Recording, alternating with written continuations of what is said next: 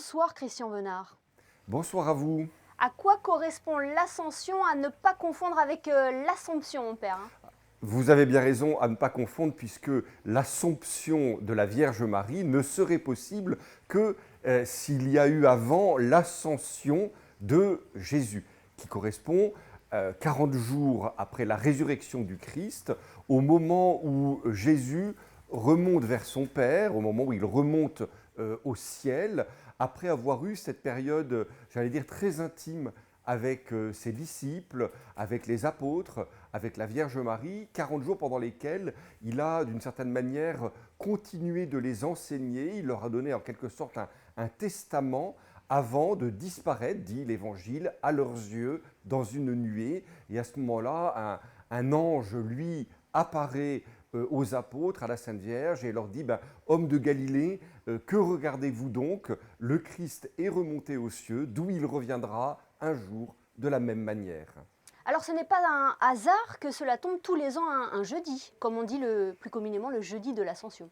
En effet, puisque donc le décompte fait que c'est 40 jours, nous disent les évangiles, c'est après 40 jours que Jésus remonte au ciel, et cela précède de quelques jours, d'une dizaine de jours, la Pentecôte, 50 jours, qui elle est en même temps aussi une fête qui était célébrée dans la tradition juive. Ce chiffre de 40 revient souvent dans la Bible, mon père, pourquoi? On le retrouve souvent parce qu'en effet, quand Jésus part au désert, les évangiles nous disent qu'il part 40 jours au désert. Les Hébreux ont passé 40 ans dans le désert avant d'arriver dans la terre promise. On peut trouver beaucoup de signification à ces chiffres, mais à chaque fois, ce qui est dit d'une certaine manière, c'est une totalité, une globalité. Voilà, c'est un espace de temps qui est conçu comme tel, comme un temps de préparation. Et par exemple, dans l'Ascension, c'est un temps de préparation où Jésus, après sa résurrection, prend comme je vous le disais, ce moment un peu d'intimité avec ses disciples pour un peu pour parfaire leur connaissance du mystère que lui-même représente à leurs yeux.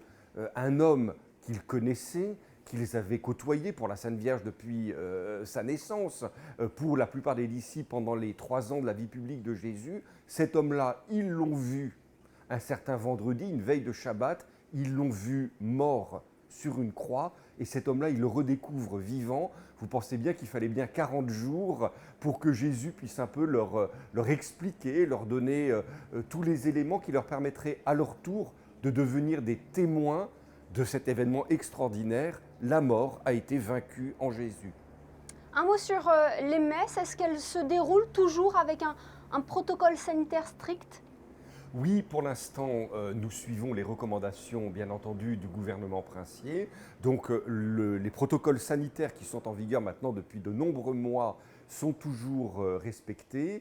Et nous sommes en train de travailler justement avec le gouvernement pour pouvoir préparer tranquillement, avec le respect des règles sanitaires, la fête Dieu qui arrivera bientôt au mois de juin, et avec cette fête Dieu, avec cette particularité chez nous à Monaco, d'être fêtée le jeudi et avec la fameuse procession sur le rocher. Donc tout ça est à l'étude, mais toujours bien sûr dans le respect des protocoles sanitaires qui permettent à notre principauté d'ailleurs d'avoir un mode de vie qui reste humain et plus facile que dans bien d'autres pays. Eh bien, merci beaucoup, Christian Venard, d'avoir été avec nous aujourd'hui et de nous avoir un peu plus éclairés sur cette fête de l'Ascension. Merci à vous.